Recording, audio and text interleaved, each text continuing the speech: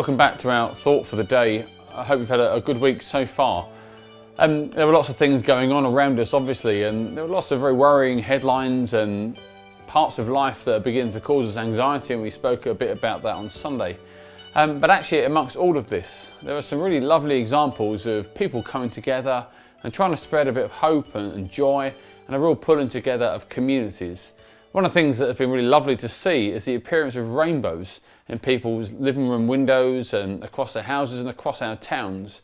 It's an attempt to really encourage those who are on the front line as they walk past our various houses to spread a little bit of joy.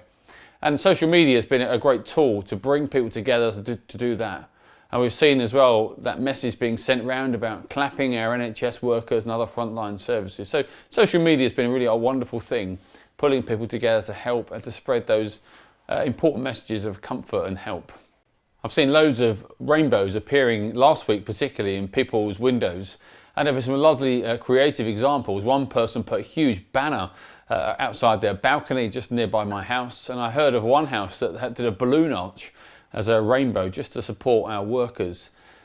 As a Christian, however, as I walk past those rainbow drawings, my mind's taken back to the many rainbows that appear in the Bible. Believe it or not, there are quite a few examples of rainbows across the pages of the Bible. No doubt you're already thinking of the most famous biblical rainbow, which is the one that appears in the story of Noah and his ark. But there are a couple of other places as well. In the book of Ezekiel, chapter 1, verses 27 to 28, we're told of another rainbow, a rainbow that encircles the throne of God. And then over in Revelation chapter 4, there's yet another graphic description of a rainbow around the top of God the Father on his throne. Let me just read a couple of verses from Revelation chapter 4 and its graphic description of God on his throne with that rainbow around him. It says, "After this I looked, and there before me was a door standing open in heaven. And a voice I had first heard speaking to me like a trumpet said, 'Come up here, and I will show you what must take place after this.' At once I was in the Spirit, and there before me was a throne in heaven, with someone sitting on it. And the one who sat on it had the appearance of jasper and ruby. A rainbow that shone like an emerald encircled the throne."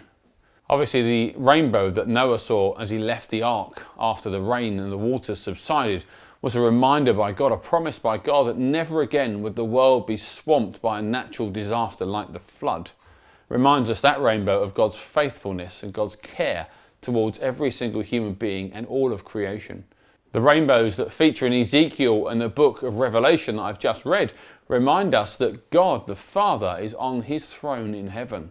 And that's a real important reminder that no matter what happens in this world, how bad things may get, God is always God. God is always on the throne. God is always going to be king, no matter how events seem.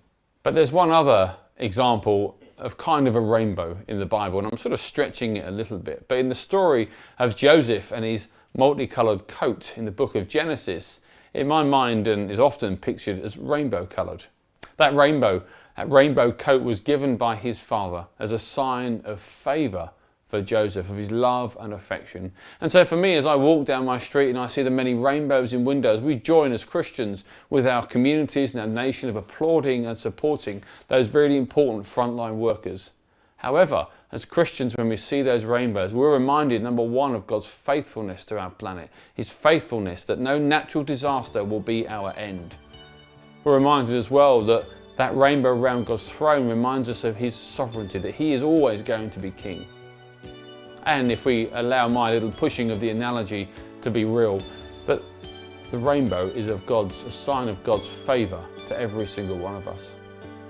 So next time you're out and you see a rainbow, be encouraged that God is God, that God is faithful, God keeps his promises, and God loves you with all his heart. God bless you, and we look forward to speaking with you again tomorrow.